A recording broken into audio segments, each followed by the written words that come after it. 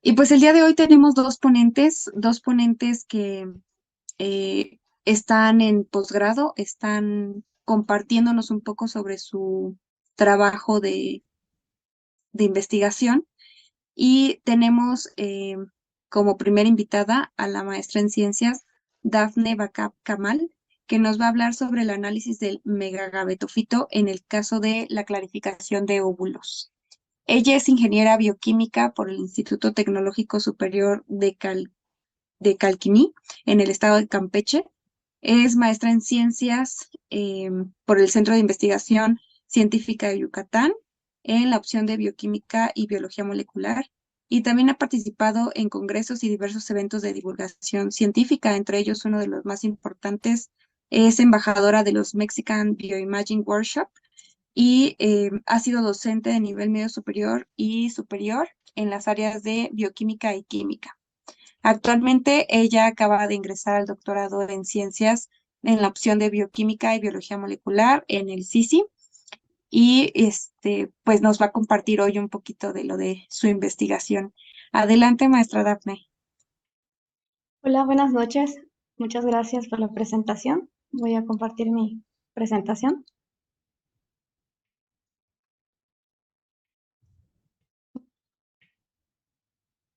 Eh, ¿Ya se ve? Se Sí, ve muy bien. Ok, bueno. Hola, buenas noches. De antemano agradezco a la Sociedad Mexicana de Histología, en especial a la doctora Ángela, por la invitación para hoy impartir la plática Análisis de megagametofito, el caso de la clarificación de óvulos. Ok, para entrar en contexto, el ciclo de vida de las angiospermas, pues es una sucesión de generaciones esporofíticas diploides y gametofíticas haploides. Cuando la planta adquiere la capacidad de reproducirse vía sexual, esta es fácilmente identificable por la visualización de estructuras como flores. Esta fase reproductiva se puede subclasificar en diferentes fases. La gametogénesis, que ocurre en el ovario y la antera, y que involucra una serie de procesos meióticos y mitóticos secuenciados para así dar origen al gametofito femenino, denominado también megagametofito o saco embrionario, o en el caso del gametofito masculino, denominado microgametofito o grano de polen. A su vez, después su fase progámica, que incluye desde la polinización y en el que cobran una especial relevancia los gametofitos masculinos y el femenino especialmente, debido a que en este lugar ocurre la doble fecundación que va a dar origen al cigoto. Posteriormente, la tercera fase de la reproducción sexual es el desarrollo embrionario, que culmina con la maduración de la semilla. Y pues bien, en grandes rasgos, la formación de un megagametofito maduro incluye dos procesos: la megasporogénesis, que básicamente sucede en el megasporangio y en el que una célula megaspora madre se diferencia y entra a proceso meiótico para dar origen a cuatro células megasporas que se alinean en forma de tetrada, y de las que en el 70% de las angiospermas, 13 tienden a degenerar, para así entrar a la segunda etapa denominada megagametogénesis, en la que una megaespora funcional, eh, bueno, ocurren tres procesos mitóticos secuenciados, en los que básicamente los núcleos no se dividen completamente, por lo que forman sinsitios en los que se reacomodan y posteriormente se celularizan, para así obtener un megagametofito en estado maduro, que consta usualmente de 8 núcleos, estos divididos en 7 células, y de los cuales se diferencian 4 tipos celulares. Bueno, aquí podemos observar dos células sinérgidas que siempre flanquean a una ovocélula o célula huevo, y que básicamente su función es atraer o dirigir el tubo polínico. Por su parte, después de la fecundación por un esperma proveniente de un grano de polen, la ovocélula va a dar origen al embrión, así como también podemos observar una célula central con dos núcleos polares, la cual con la segunda fecundación va a dar origen al endospermo. Y el cuarto tipo celular está constituido por tres antípodas cuya función es básicamente nutrir los tejidos que posterior a la fecundación se van a desarrollar. Cabe destacar que estas usualmente tienden a degenerar, por lo que megagametofito es muy importante debido a que en su interior ocurren los procesos que van a dar origen a las semillas. Y bueno, su análisis se ha centrado básicamente en dos aspectos. Se estudia a partir de su desarrollo, como vimos anteriormente, o también por los procesos que ocurren en la doble fecundación. Sin embargo, pues los microscopistas y los histólogos básicamente han tenido algunas limitantes que dificultan el estudio del megagametofito.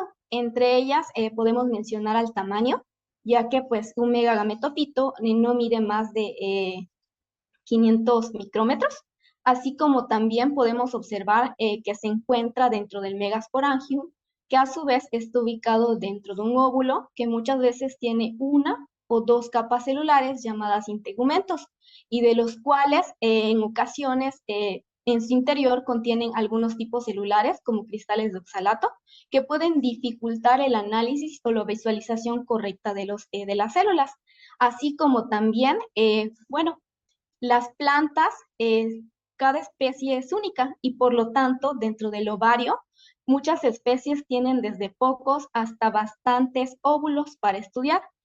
Y aunado a ello, no todos los megagametofitos se van a encontrar en el mismo estadio de desarrollo, puesto que no todos se van a fecundar al mismo tiempo, por lo que además, como ya vimos anteriormente, es un tejido recién formado y que es frágil al contacto.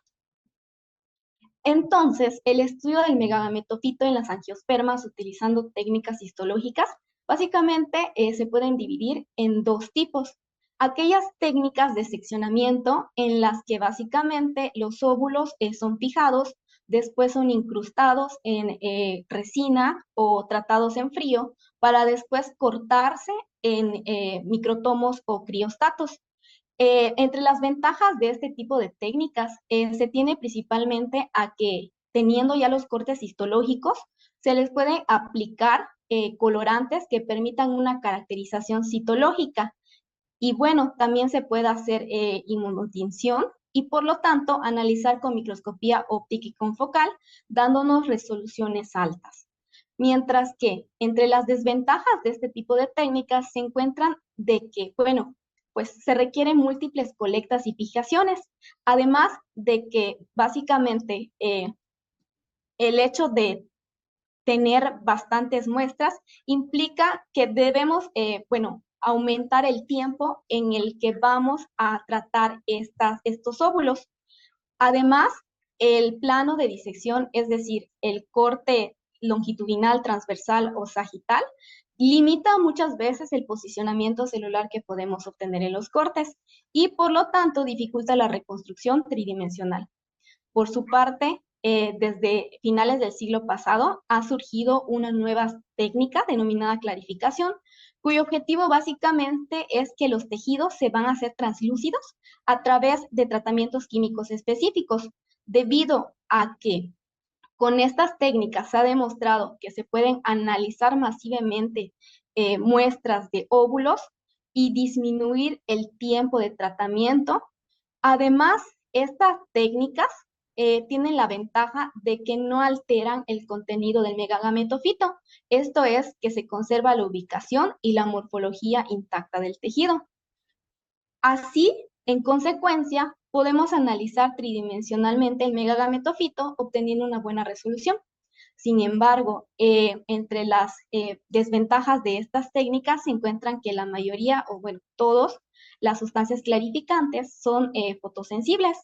Además de que si ponemos un cubreobjeto sobre estos óvulos clarificados, muchas veces estos se dañan debido a que el tejido es sumamente frágil después de la clarificación y en consecuencia, tenemos un bajo contraste, por lo que no es posible observar o, en este caso, identificar algunos núcleos en particular.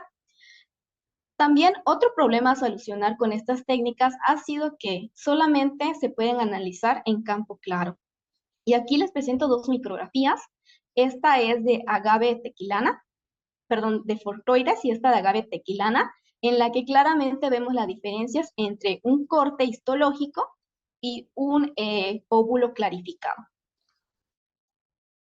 Pero ¿de dónde surgió la clarificación de óvulos? Esta surgió en 1971, cuando Herr, al analizar óvulos de Casa verbata, que es una leguminosa, precisamente en los procesos de megasporogénesis, hizo una mezcla con ácido láctico, hidrato de cloral, fenol, aceite de clavo y xileno, denominada fluido 4,5. Sin embargo, entre las desventajas de este protocolo se tenía que era necesario el uso de un contraste de fase para así poder identificar claramente pues las células contenidas en el megagametofito. Aquí podemos ver la tetrada. En 1978, Crane y Garman eh, solucionaron por tanto, o más que nada, en vez de utilizar el fluido 4,5, utilizaron metilsalicilato para clarificar y así obtuvieron, buenos resultados aplicándolos en óvulos de Elimus, que era una poacia, pero seguían utilizando contraste de interferencia diferencial. Y aquí volvemos a ver las tetradas.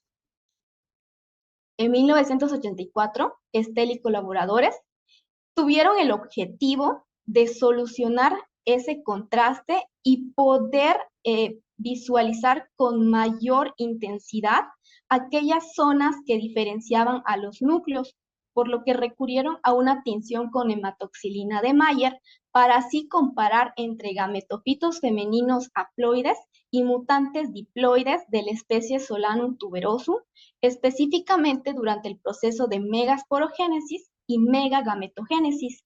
Sin embargo, utilizaron dos sustancias clarificantes, el xileno y el metilsalicilato.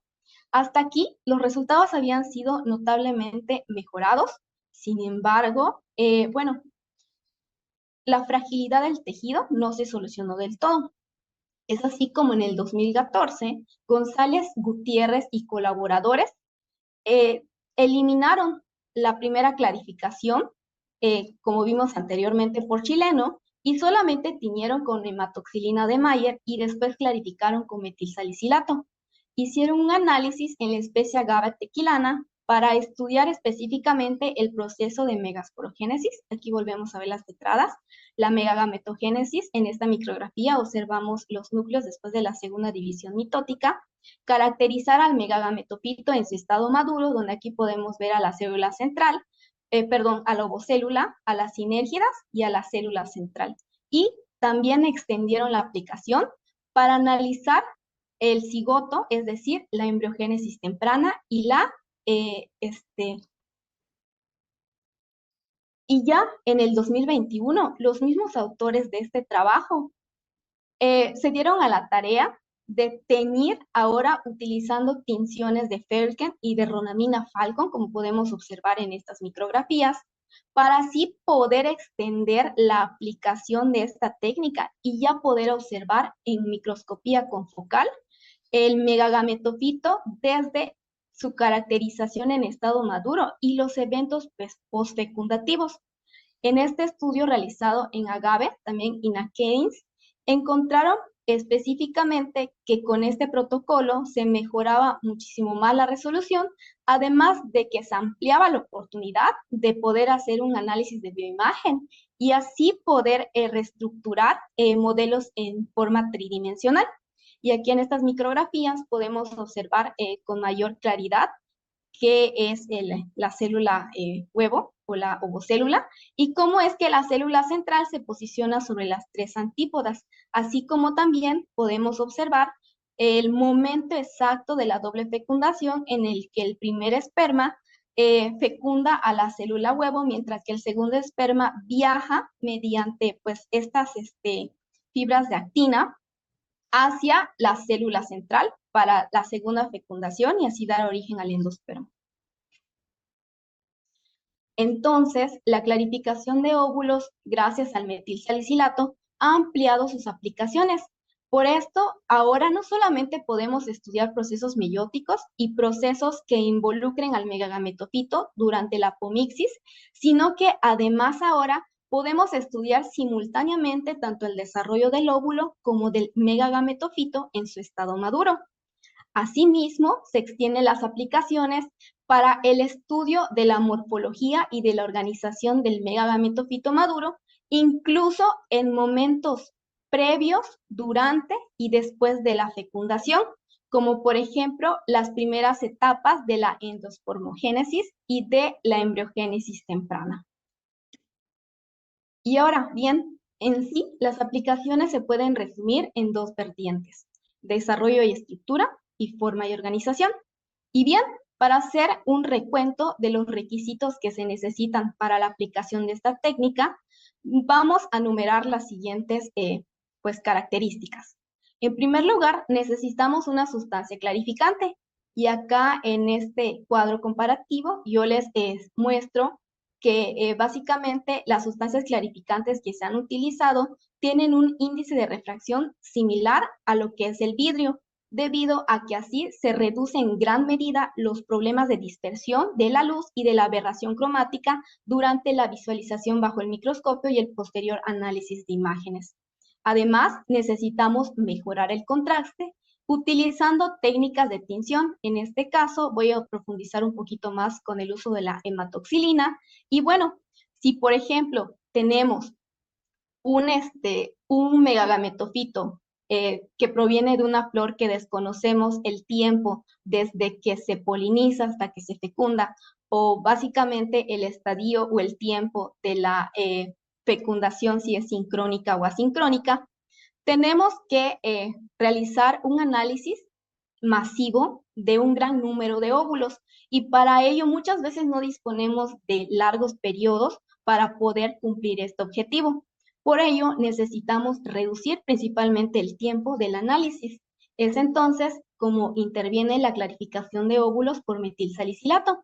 El esquema metodológico básicamente consta de 4 pasos principales: la preparación, desde la colecta, fijación y decoloración del tejido, la tinción y su posterior lavado.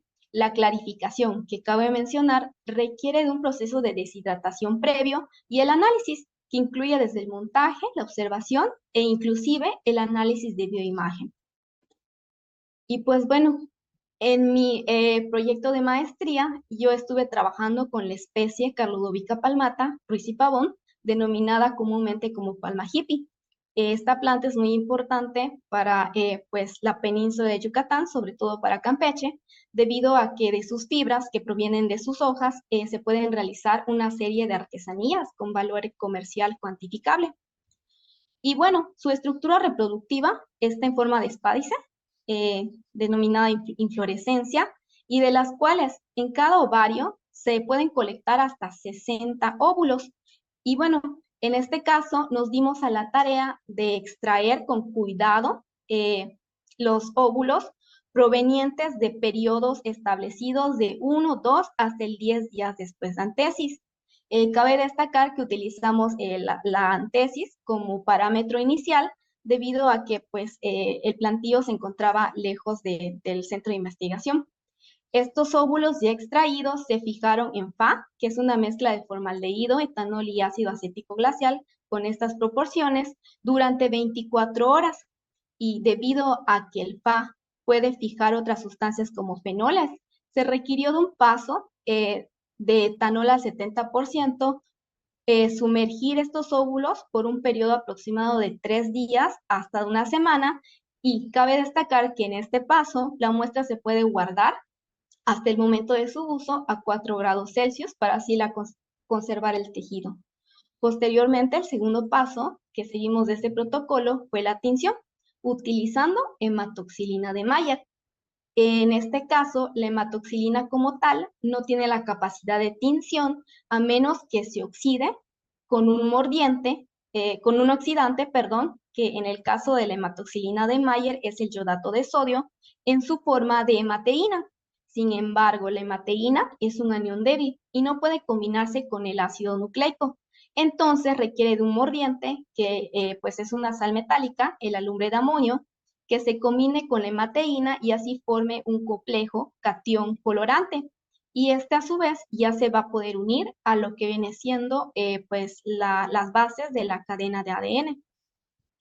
Esta tinción básicamente fue regresiva y se aplicó por un periodo de 3 horas a temperatura ambiente y posteriormente se llevó a una temperatura de 40 grados Celsius durante 30 minutos utilizando un baño María. Posteriormente, y debido a que la tinción fue regresiva, necesitábamos más que nada reducir o eliminar el exceso de los iones de hidrógeno de la mancha azul nítida de los núcleos y así volver más intenso la coloración azul, como podemos observar en estas dos fotos. Y por lo que entonces necesitábamos incrementar el pH y llegarlo hasta básicamente 8.5. Este proceso se denomina azulado, en el cual el tinte se hace de soluble a insoluble. Y para ello, primero necesitamos traspasar los óvulos a solución de ácido acético al 2% por un tiempo de 40 minutos a 40 grados Celsius y posteriormente recambiar esta solución a la concentración de 0.5% y dejarlo toda la noche. Después de ello, se cambia la solución y se hacen lavados con bicarbonato de sodio 0,1% hasta que básicamente la solución se vuelve cristalina y se vuelve a cambiar la solución para dejarlo reposar 24 horas. Finalmente, y previo a la clarificación, se hace una deshidratación gradual con etanol desde 25 hasta 95%. Cabe destacar que estos recambios se hacen cada 15 minutos y el etanol absoluto se va a dejar 2 horas. Bueno, y ya para casi finalizar el protocolo, se aplican gradientes de metilsalicilato etanol con las proporciones 3:1, 1:1, 1:3, volumen, por tiempos de recambio de 1 hora aproximadamente. En este paso es muy importante que los óvulos se protejan de la luz, debido a que, como recordamos, el metilsalicilato es fotosensible. Ya teniendo este paso, se puede conservar el óvulo y tenerlo a disposición total para su análisis por más de un año, siempre y cuando se almacene en condiciones de oscuridad y a 4 grados Celsius. Y ya finalmente podemos montar el metilsalicilato utilizando cubreobjetos o no utilizando cubreobjetos. En este caso, al utilizar cubreobjetos, por ejemplo, se requiere el uso de portaobjetos de este tipo para posteriormente ponerles encima el cubreobjetos y finalmente observarlos con el microscopio. En el caso de el que tenemos en Sisi, es un microscopio Axoplan 6 que está acoplado a una cámara y de las cuales podemos utilizar hasta 40x. Finalmente, podemos hacer un análisis de bioimagen, mejorando el brillo y el contraste, en este caso utilizando Fiji de ImageJ. En el caso de Palmata, es la ciclantasia, nosotros utilizamos este protocolo y logramos caracterizar al megagametofito, como aquí podemos observar. Este constaba efectivamente de la ovocélula, flanqueada por dos células sinérgidas, antípodas que se degeneraban y la célula central que migraba hacia las antípodas degeneradas. Por su parte, también se identificaron algunas anomalías, como por ejemplo aquel posicionamiento de la ovocélula, que impedían o que repercutían en los eventos fecundativos o de aborto en semillas. Además, pudimos caracterizar eventos fecundativos, como aquí podemos observar en esta micrografía. Y bien, simultáneamente caracterizamos el tipo de óvulo en Palmata, así como también la caracterización anatómica, en la que podemos observar que el megagametofito es crassinuselado y que esta especie en particular contiene alrededor de su megagametofito una serie de células que contienen en su interior cristales de oxalato de calcio en forma de agujas. Y bueno, ya como conclusiones, la clarificación de óvulos por metilsalicilato, pues resulta una técnica atractiva para analizar un considerable número de óvulos en un tiempo corto y así también simultáneamente del megagametofito. Además de que ayuda a reducir el trabajo y ahora podemos visualizarlo sin contraste de fases o de interferencia de Normarsky e inclusive bajo microscopía confocal. Esta técnica además ha incrementado la resolución y el contraste comparándolas con cortes histológicos. y por lo que esta técnica tiene un uso potencial para la investigación citogenética y citológica.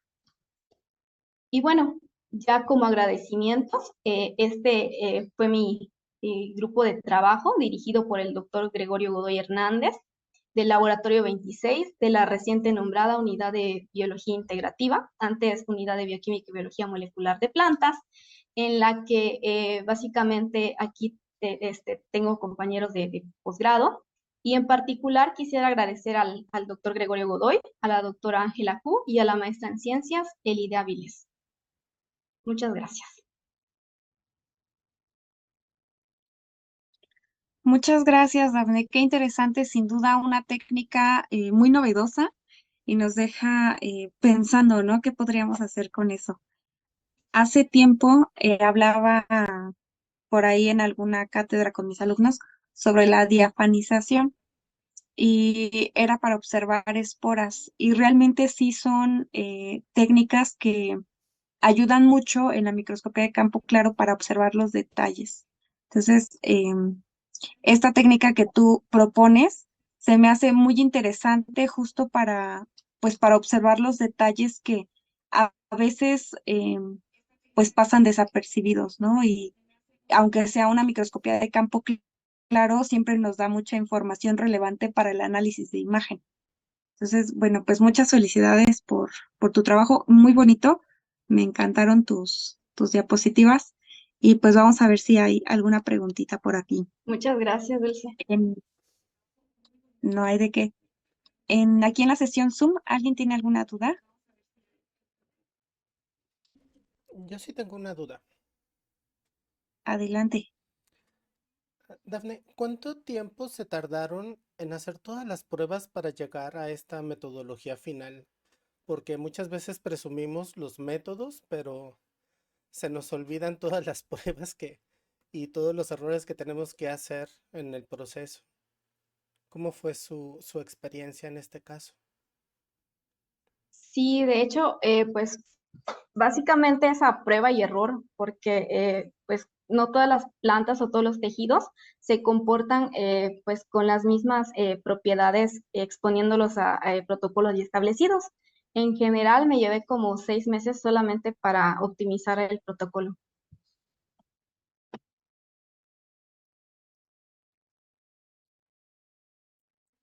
Muchas gracias.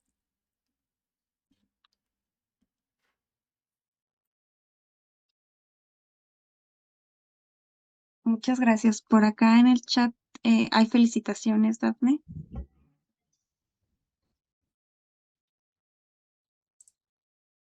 Más felicitaciones, muchas felicitaciones. Un gran aporte para la observación detallada en el desarrollo de plantas. También les recuerdo que pueden hacer preguntas vía chat. Por acá nos dicen qué bonita planta, sí.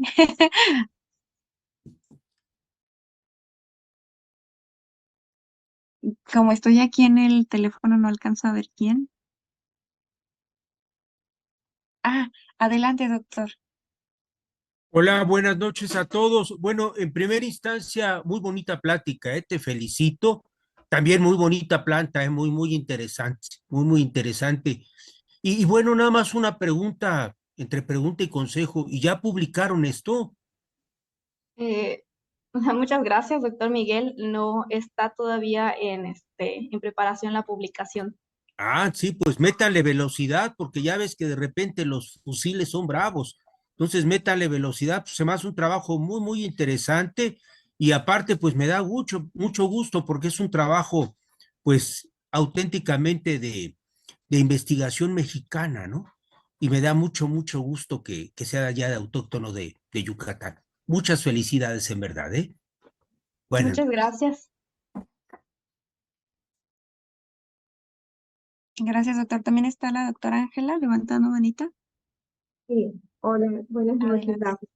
Muchas felicidades por tu presentación, estuvo muy interesante, es como lo habíamos platicado.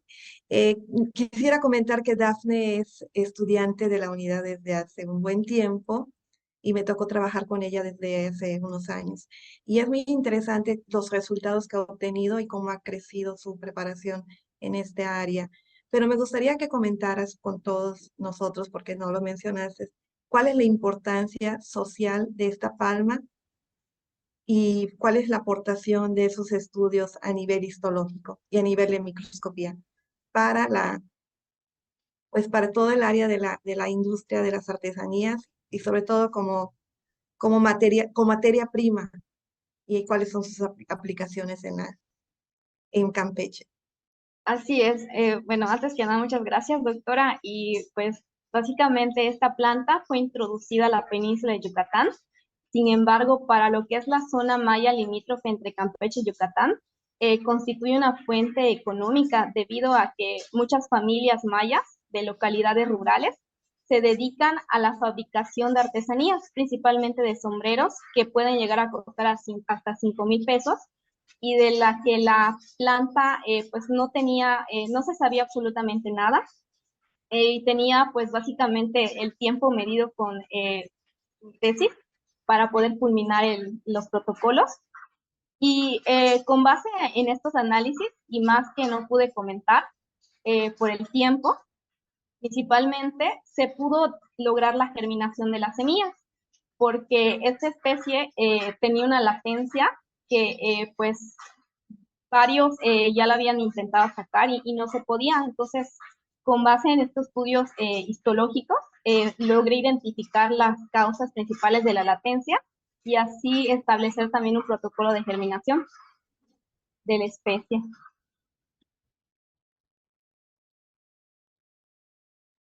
Muchas gracias. Sin duda los sombreros de hippie son muy famosos y son muy cotizados. Gracias por tu presentación.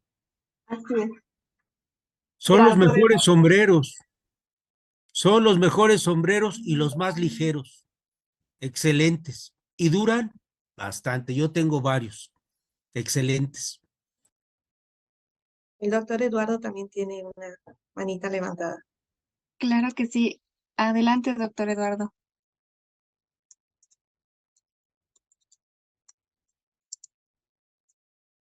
No lo escuchamos. Digo que muchas gracias por la presentación y qué bonita presentación y qué bonitas plantas. Yo me uno a lo que comenta el doctor Cornejo de que a veces nosotros como mexicanos no publicamos los métodos que se descubren, la estandarización de las pruebas que se hacen, y eso es importante. Aparte de los resultados de la investigación, el protocolo estandarizado es importante publicarlo, porque si ustedes, y la verdad es un trabajal, o sea, lo más difícil de un trabajo de investigación es precisamente estandarizar la metodología, y yo creo que sí es importante, bien colocadito, todos los pasos que hiciste y con toda ¿cómo se llama? Tus referencias, porque está muy bonito, en serio, está muy bonito. Yo no soy, yo soy patólogo, entonces no, nada que ver con plantas, pero qué fantástico, me encantó. Muchas felicidades. Muchas gracias, doctor Eduardo. Muchas felicidades, Dafne. También el doctor Germán Isauro tiene levantada la manita. Adelante, doctor. Ay, sí, muchas gracias. Igual que los demás, muchas felicidades. Es sumamente importante si tienes una patita como técnico y una patita como médico, como patólogo, lo que sea, eh, tienes clara la importancia de las técnicas y las técnicas estandarizadas son sumamente importantes. Entonces, muchas felicidades por el trabajo. Aparentemente es muy sencillo, pero en su sencillez está lo elegante y pues solamente tú sabrás el trabajar que te echaste para poder llegar ahorita. Felicidades. Muchas gracias, doctor Germán. Pues muchas felicidades, Dafne. Y la verdad es que sí, pues te invitamos a que lo publiques y lo compartas también en el congreso del siguiente año, porque de verdad que son cosas bien bonitas, ¿no? Que se observan pues en este campo de la histología. Saliendo un poquito de histología animal, el procesamiento de muestras de vegetal es otra historia, ¿no? Y en Muchas gracias. Facebook, ¿tenemos preguntas en Facebook? No alcanzo a ver si alguien me apoya en Facebook. Sí, hola, buenas noches. Hay un par de felicitaciones Dafne, y hay una pregunta, es la siguiente, ¿cuál es la dificultad de trabajar con el gametofito? ¿Qué tan difícil es hacerlo? Bueno, trabajar con el megagametofito en el caso de las secciones, para mí sí fue difícil debido a que pues son demasiado frágiles los tejidos y inclusive con pues una pinza puedes dañar el tejido totalmente y fenolizarlo. Entonces, esta técnica es muy viable debido a que pues no necesariamente tienes que extraer cada óvulo en sí, sino que puedes extraer varios óvulos que estén unidos a la placenta y clarificarlos junto con la placenta. Y pues utilizando este protocolo no hay problema de analizar varios óvulos al mismo tiempo.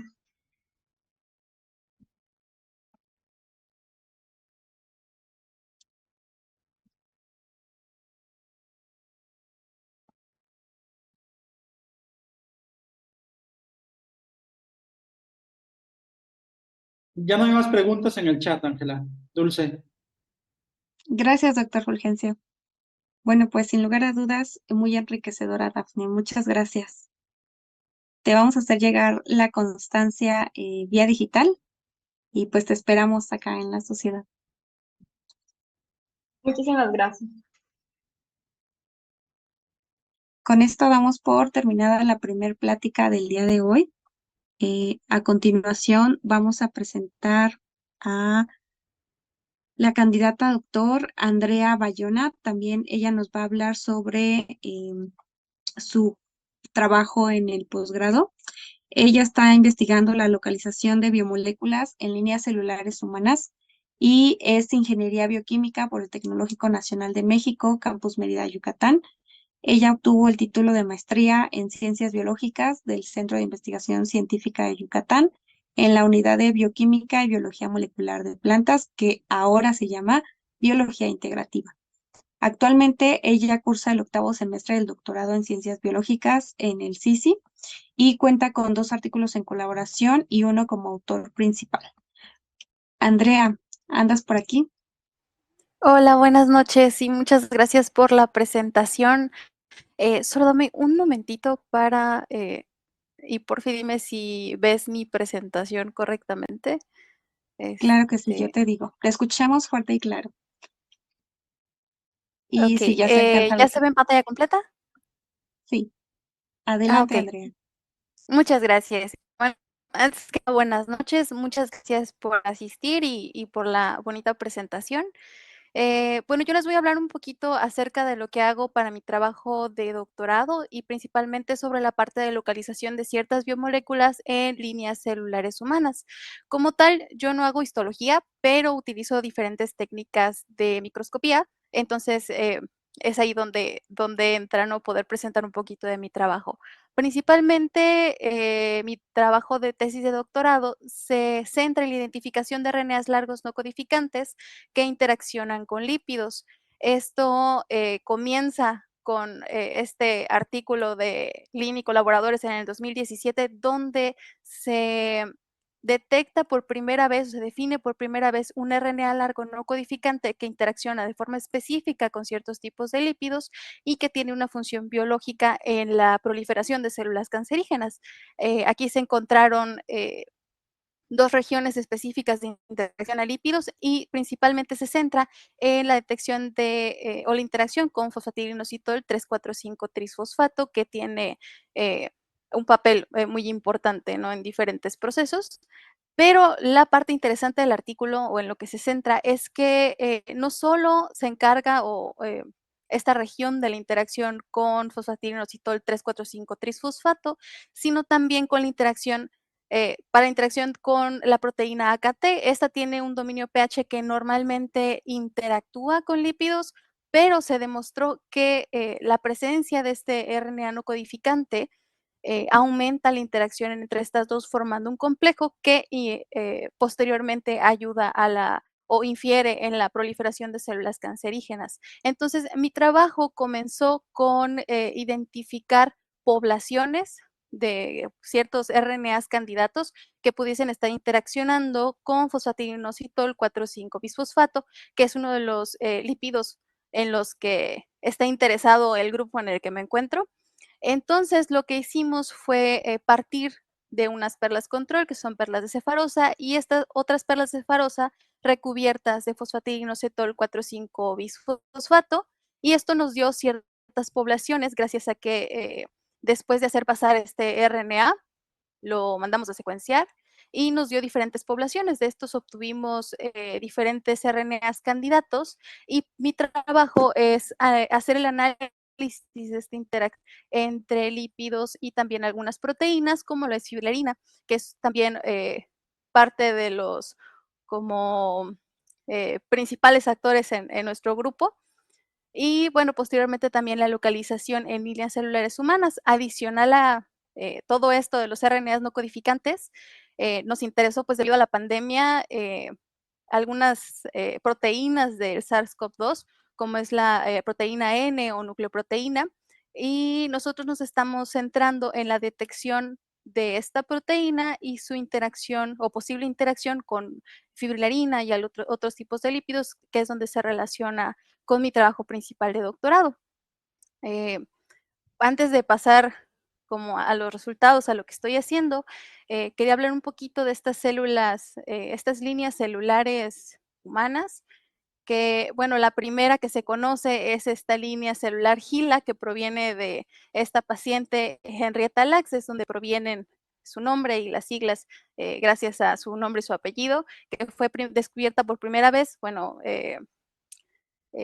la pudieron aislar y hacerla como un cultivo estable por el doctor George Otto Hay, Margaret Hay y Marie Kusivek, que son los que lo aislaron por primera vez en el Hospital Johns Hopkins.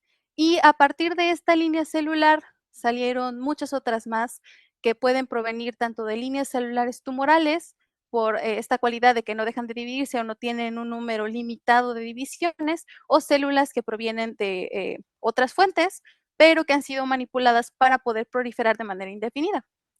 Algunas de ellas, les muestro aquí en la tablita, hay una cantidad bastante grande, pero algunas con las que he trabajado son las células GILA, que son células epiteliales del tumor cervical, células HEC293T, que provienen de células de riñón de un embrión humano, y las U2Es, que son células epiteliales también, pero que provienen de osteosarcoma. Estas líneas celulares son interesantes y bastante útiles debido a que tienen esta cualidad de ser adherentes, crecer en una monocapa como una especie de sábana, y su cultivo es sí un tanto costoso, pero hasta cierto punto sencillo, que es básicamente medio demen con suplementación con suero fetal bovino. Yo lo utilizo al 10%.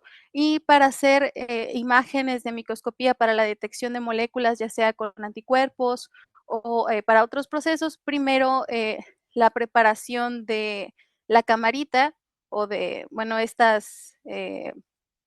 los cubreobjetos que se van a utilizar es preparar una caja Petri y se le colocan cubreobjetos en el fondo y posteriormente se siembra, por así decirlo, estas células de cultivo estable para que crezcan por encima del cubreobjetos, aprovechando esta adherencia y la manera en la que crecen como una especie de sábana para cubrir todo el cubreobjetos y pues el plástico de la caja Petri, ¿no?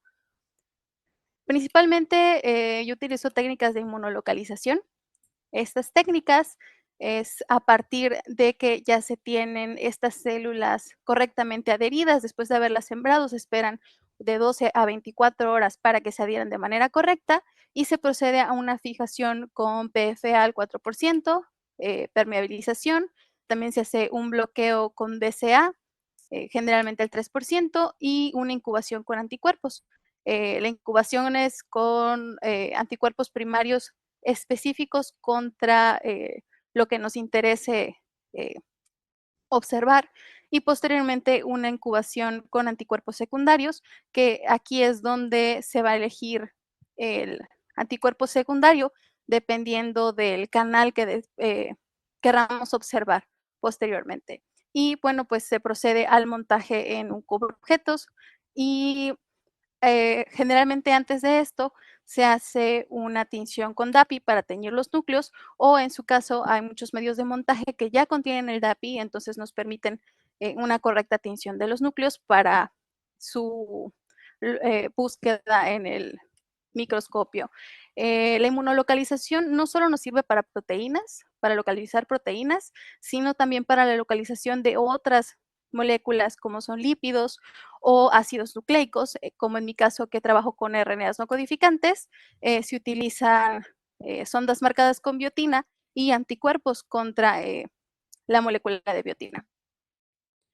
Para trabajar con estas células no solo utilizo inmunolocalización, sino un proceso que se llama transfección, que este proceso de transfección en células establecidas es gracias a un cóctel que se realiza, puede ser con lipofectamida o con PEI, y medio sin suero, y también se utiliza un plásmido con alguna construcción de interés. Este plásmido tiene la proteína que a nosotros nos interesa visualizar y puede estar acoplado a una etiqueta, que es lo que nos va a permitir visualizarla.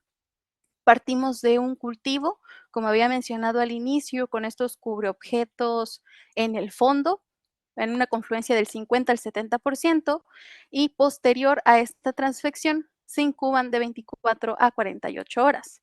Después de este proceso ya se puede proseguir con una fijación con paraformaldehído, y la ventaja que tiene sobre las técnicas de inmunolocalización es que necesitamos hacer la fijación y se puede proceder directamente al montaje de la muestra, o en caso de que sea que no tenga una proteína fluorescente y sea una proteína que sea de fluorescencia indirecta, es la incubación con sustratos fluorescentes que sean afines y el montaje de la muestra, que es considerablemente más rápido, un proceso más rápido que el de la inmunolocalización.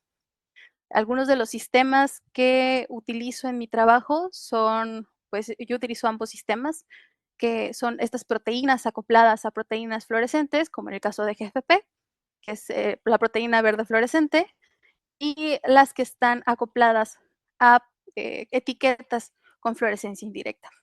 La principal que utilizo en mi trabajo es SNAP.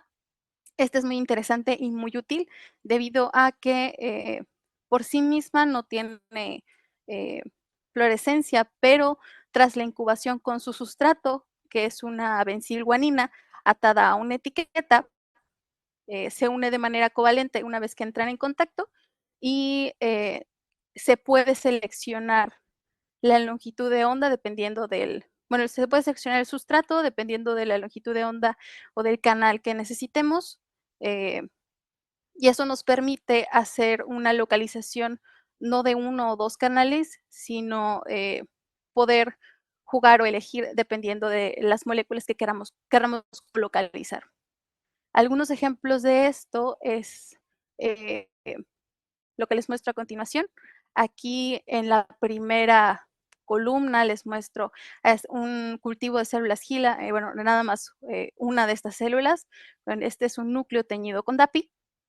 Y aquí hicimos la localización tanto de fibrilarina como de la proteína N del SARS-CoV-2. Esto lo hicimos gracias a un proceso de transfección en el cual adicionamos un plásmido que tenía una construcción con fibrilarina, con la etiqueta de GFP, y con la proteína N con la etiqueta de GFP. Entonces, aquí observamos como control a fibrilarina con esta transfección de GFP en una línea celular estable que expresa de manera constante a fibrilarina con esta etiqueta de SNAP.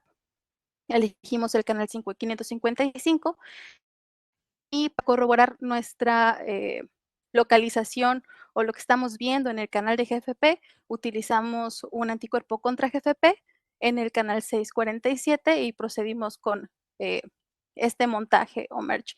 Parte de lo útil de utilizar todas estas técnicas es que pueden mezclarse dependiendo de las necesidades de lo que queramos observar. Aquí en este caso, con la proteína de COVID, con GFP, la observamos en comparación con la proteína de fibrilarina con la etiqueta de SNAP y se observan algunas de las regiones que se observan en fibrilarina de SNAP conservadas en este canal con GFP, pero en las que están con el anticuerpo no son tan visibles. Esto también nos puede ayudar a descartar lo que observamos en un canal u otro, pero la utilización conjunta de estas técnicas es bastante útil. Otra de las aplicaciones, como les mencionaba, es la localización de lípidos.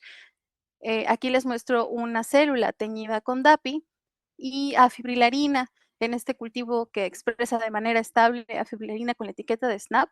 Aquí la afibrilarina generalmente se encuentra en los cuerpos cajales y los nucleolos. Esto que observamos en color rojo son los nucleolos, que se encuentra principalmente en el componente fibrilar y fibrilar denso. Y estos pequeños es lo que esperamos sean pequeños cuerpos cajales.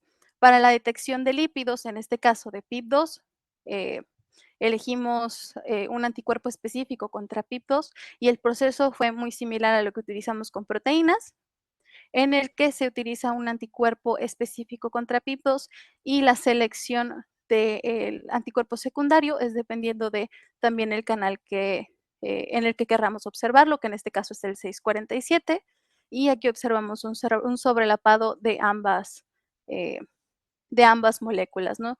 Que no solo es la parte interesante, que no solo se limita a la observación de proteínas. Aquí les muestro un ejemplo un poco más detallado del análisis para colocalizaciones. Aquí también les muestro a fibrilarina con SNAP.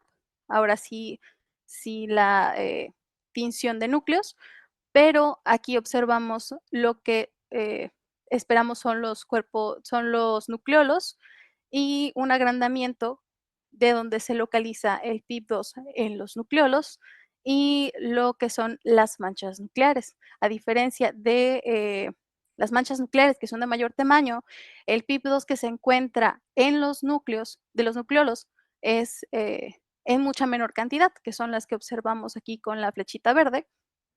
Y gracias a un análisis de intensidad de señal utilizando el programa ImageJ, que es donde esta línea blanca fue donde hicimos el cálculo, calculamos la intensidad de señal aquí con negro de fosfatilinositol 4,5 bisfosfato y de fibrilarina, que si bien los picos de intensidad de señal no se localizan exactamente en el mismo lugar, sí se encuentran en una proximidad considerable, lo que nos puede dar una idea de si están participando en procesos conjuntos.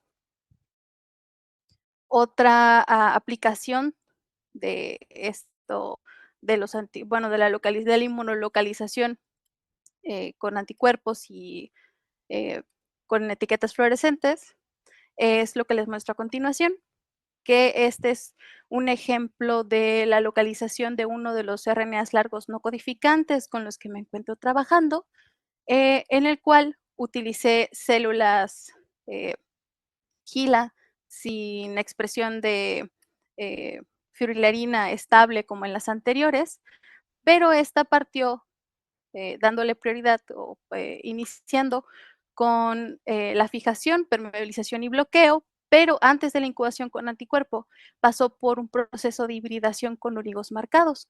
Estos oligos tienen la facultad de unirse de manera específica a el RNA que nos interesa y está marcado con biotina. Esta incubación, esta técnica es comúnmente conocida como FISH y lo que se hizo fue dejar unas 24 horas incubando estos anticuerpos con estos sondas marcadas con biotina para hibridarse de manera específica a el RNA que nos interesa y posteriormente de esta incubación toda la noche, se procedió a una incubación con anticuerpos para la observación de fosfatilinositol 4,5 bisfosfato, que es lo que nos interesa a final de cuentas, el observar si existen regiones donde estas dos moléculas se encuentren interaccionando. Además de todos los análisis, bueno, en laboratorio, ¿no? PCR o RT-PCR, esto nos puede dar un panorama de si dentro de las células se encuentran colocalizando, que es lo que podemos ver estas pequeñas regiones color naranja son las que analizamos más a detalle para observar si existe o no una posibilidad de estar colocalizando dentro de las células. Esto es solo un como atisbo de lo que he estado haciendo en el doctorado, en lo que nos encontramos trabajando todavía, pero principalmente para mostrarles las aplicaciones que se le han dado a todas estas técnicas en las que se utilizan células como las células HeLa o las células U2S. Y bueno, a mí no me queda más que agradecer a pues el CONACYT por todo este apoyo para mi trabajo de doctorado, al CICI y a la Unidad de Biología Integrativa, a mi asesor de tesis, al doctor Enrique Castaño de la Serna, y a la doctora Ángela Ku por pues darme este espacio para hablarles un poquito de lo que he estado haciendo, de las técnicas que utilizo para mi trabajo, a la doctora Alma Laura Rodríguez Piña, que es nuestra postdoc en el laboratorio, que me ha apoyado mucho en este proceso de doctorado, y pues a todos los que conforman el Laboratorio 23. Así también me gustaría agradecer al Instituto de Genética Molecular de República Checa, que es donde realicé una estancia y es gran parte de las imágenes que les mostré, que fue donde recibí la capacitación para el cultivo de células humanas y la preparación de las muestras. El doctor Pavel Hosak en el laboratorio 25 fue el que amablemente me abrió las puertas para trabajar de manera activa en su laboratorio, y también a la doctora Cecilia Aquino, que fue la que me ayudó en gran parte de la adquisición el manejo del microscopio para las primeras imágenes de localización de proteínas y lípidos con otras proteínas, y a la maestra en ciencias Ana Miladovic y la maestra en ciencias Ludovica Antigua, que me apoyaron en esta parte de localización de RNAs no codificantes, capacitándome y ayudándome con todo este proceso de el análisis por FISH. Y bueno, a todos ustedes por asistir esta noche y quedo atenta a cualquier pregunta. Muchas gracias, Andrea. Sin duda un trabajo precioso, y lo que más me gusta es que expresas muy bien lo que logramos rescatar muchas veces del posgrado y no se ve, que es la formación de recursos humanos. Ahora creo que eres una persona altamente capacitada para trabajos altamente especializados, y eso de verdad que es contribuir a la nación, ¿no? Entonces, ahora sí que a ti te toca como especialista ya, pues formar otras personas con el mismo trato que te trataron, porque se ve que tu equipo es grande y además que es como de esos equipos bonitos, ¿no? Que tratan de hacer que crezcas más y brilles más. Entonces, eso se ve hoy en esta ponencia. Así que muchas Muchas felicidades. gracias. Vamos a ver la sección de preguntas. Aquí en Zoom tenemos preguntas. Si pueden levantar su manita. O abrir su micro también, ¿verdad? Directamente ya preguntamos.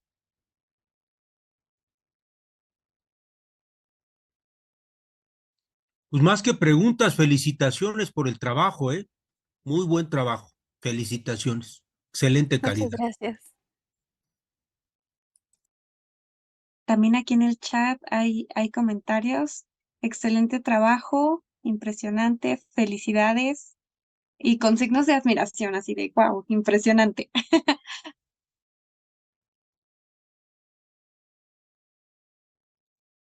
Eh, si no hay otra pregunta, bueno, yo quiero comentar nada más. Felicitar también a Andrea. Ella ha tenido muchos ponencias en el CICI y ha mostrado desde sus inicios todo lo que ha adquirido en cuanto a la microscopía, y es muy interesante todo lo que ha hecho. Sin duda se aplican todas esas técnicas a muestras histológicas y estoy segura que en un futuro ella va a tener un trabajo mucho más especializado y más enfocado en su área. Muchas gracias por aceptar la invitación, por presentarte y pues Muchas está gracias. increíble todas tus imágenes, están preciosas. Muchas, muchas gracias y de verdad gracias por el espacio. Muchas gracias. ¿Alguien más? Doctor Fulgencio, por ahí en Facebook, si nos ayuda a ver si hay comentarios. Hola, Dulce. Sí, claro. Bueno, también mucha gente se une a las felicitaciones para Andrea. Hay una pregunta. ¿Es caro trabajar con Snap? Eh, una vez que se compran los reactivos, en realidad no son tan costosos. Tal vez la inversión inicial parezca mucho, pero un vial de, por ejemplo, de los sustratos que se necesitan, rinde muchísimo.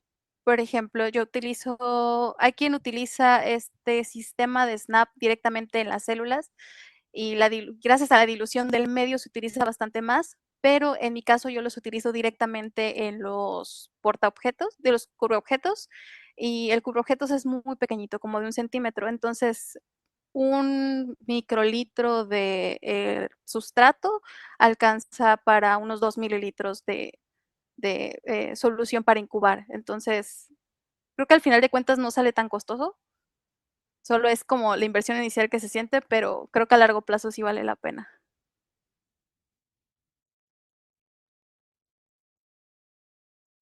Dulce, bueno, solamente más felicitaciones, excelentes pláticas, con un aporte tanto para Dafne como para Andrea. Y es todo lo que hay por el momento en Facebook. Muchísimas gracias, doctor Fulgencio. Bueno, pues creo que ya no hay más preguntas.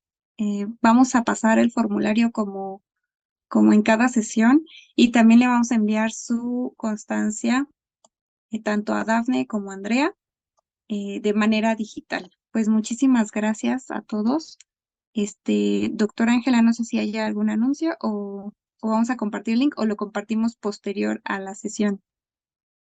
No, solamente reiterar la invitación para el Congreso. Anoten en la agenda el Congreso del próximo año de la Sociedad de Histología.